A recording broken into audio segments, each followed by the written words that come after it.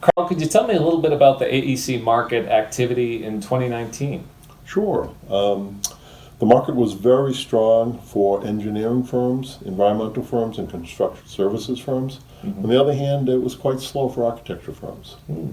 What's the outlook for 2020 for mergers and acquisitions? We see pretty much the same. It is a seller's market in the area of engineering, environmental, construction services. The Sun Belt, California, Texas, Florida, and the Southeast are particularly hot markets. We still struggle to find buyers for architecture firms. There don't seem to be as many buyers. On the engineering side, we see lots of strategic activity, and we see a lot of private equity and family office interest in that space. But on the other hand, the large architecture firms are just not out there buying. They're not very active, and there's far less interest in the private equity and family office sector with architecture firms. Okay. What are some of the typical hurdles that you see in AEC mergers and acquisitions?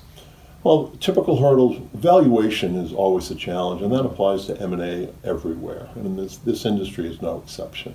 So it's very important, first of all, that a seller has realistic valuation expectations.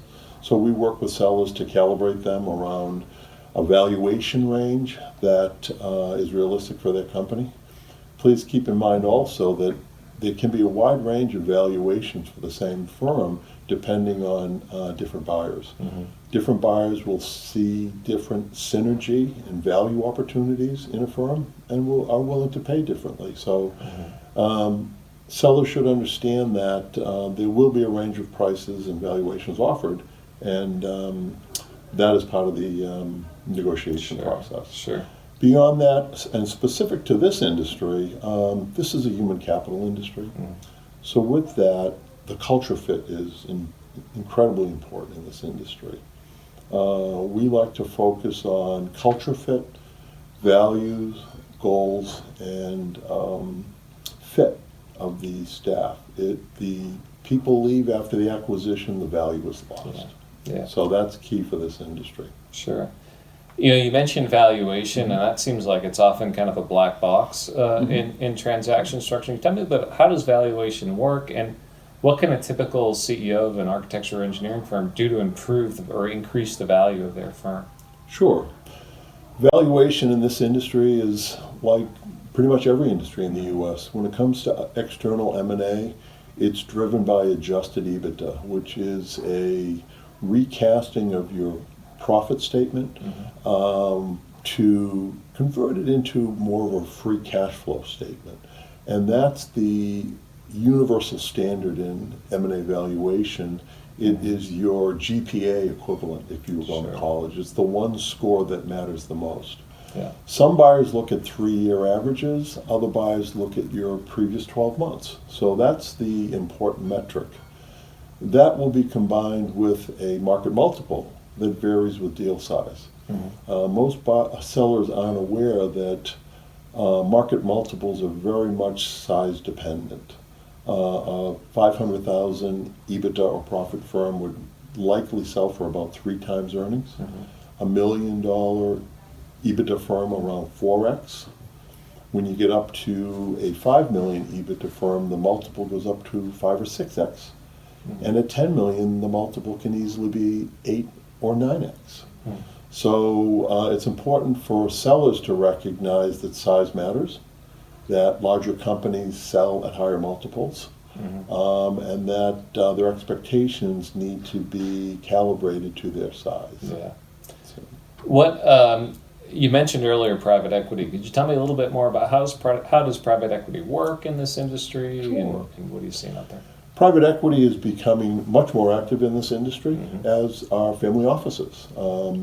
The key thing to remember about private equity is their goal is to partner with management and continue the success of the firm they're acquiring, and almost always support organic growth, but also provide funding and strategic advice on growth by acquisition also. They're not looking to replace management. They're looking to partner with management.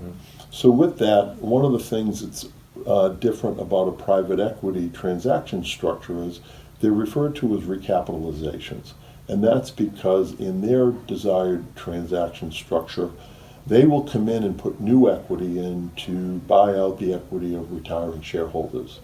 They will almost always be looking for some rollover equity. So more junior members that may have equity or 5 or 10 years or longer to go with their career time frame, the private equity firm will be looking for them to roll 10 to 30% of their equity.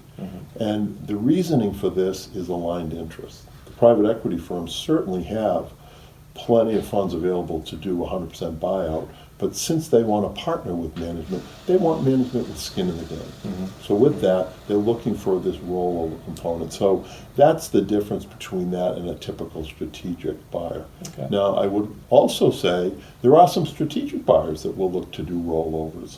Some large engineering and architecture firms have an internal ownership plan. And if they see a company with middle-aged owners, the opportunity is there for those owners to roll their equity and become equity holders in the acquiring company. Again, it goes to skin in the game and aligned interest. Sure. And that's what drives the private equity and the rollover interest of some buyers as well. Okay, thanks, Karl. Sure thing. Self for sale is they'll approach professional valuation companies to estimate what the company is likely to sell for. And often they'll go to companies with a lot of credentials and a track record, and they've done hundreds of valuations, but they don't know the AE industry. And they don't know the nuance of revenue generation to overhead allocation to profitability.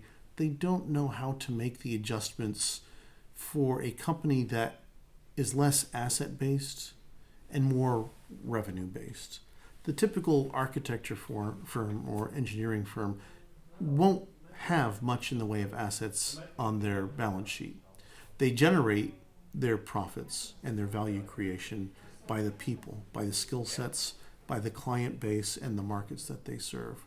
And so because PSMJ has focused exclusively on the AE industry for the entirety of its existence, we know what the nuance is. We know how small changes in a company's balance sheet or P&L will add value or detract value from the overall likely sale price of a company.